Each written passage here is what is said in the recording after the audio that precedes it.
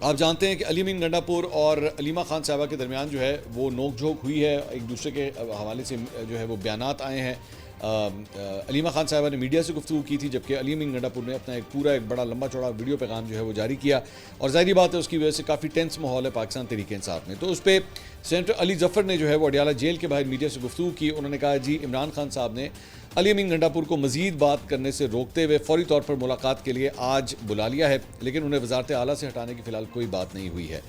انہوں نے ہدایت کی ہے کہ علی امین گنڈا پور ان سے جیل میں ملنے آئیں، اور انہوں نے آج 4 نئے کوآرڈینیٹرز بھی مقرر کیے ہیں، اور ملاقاتوں کی فہرست بھی 4 رکنی کوآرڈینیٹرز کی ٹیم جو ہے اس کو تیار کرے گی۔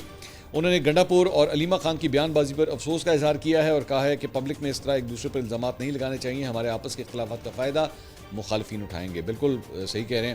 عمران خان نے کہا ہے کہ وزیر اعلیٰ کا اختیار ہے، وہ انتظامی معاملات میں جس کو چاہیں تبدیل کریں۔ عمر ایوب کے مقدمات کا فیصلہ ہونے تک عمران خان نے محمود خان اچکزئی کو اپوزیشن لیڈر نامزد کر دیا ہے۔ اچھا، عمران خان صاحب کے بیان سے ظاہر ہوتا ہے کہ وہ دونوں کے ساتھ لے کے چلنا چاہتے ہیں، انہوں نے کسی کی کوئی سائیڈ نہیں لی ہے، کسی کو جو ہے وہ کسی کے اگینسٹ کوئی بیان نہیں دیا ہے۔ سو اٹ لکس لائک کہ وہ چاہ رہے ہیں کہ دونوں ہی جو ہے وہ ان کے ساتھ چلتے رہیں، اور انہوں نے کہا کہ اگر دونوں میں سے کسی ایک کے بھی الزامات درست یا غلط ہیں تو عمران خان اس کے خلاف کارروائی مطلب انہیں کرنی چاہیے، لیکن فی الحال انہوں نے ایز سچ کوئی کارروائی نہیں کی، صرف یہ کہا ہے کہ گیگ آرڈر دے دیا کہ جی فی الحال اس کے اوپر جو ہے وہ بات نہ کی جائے۔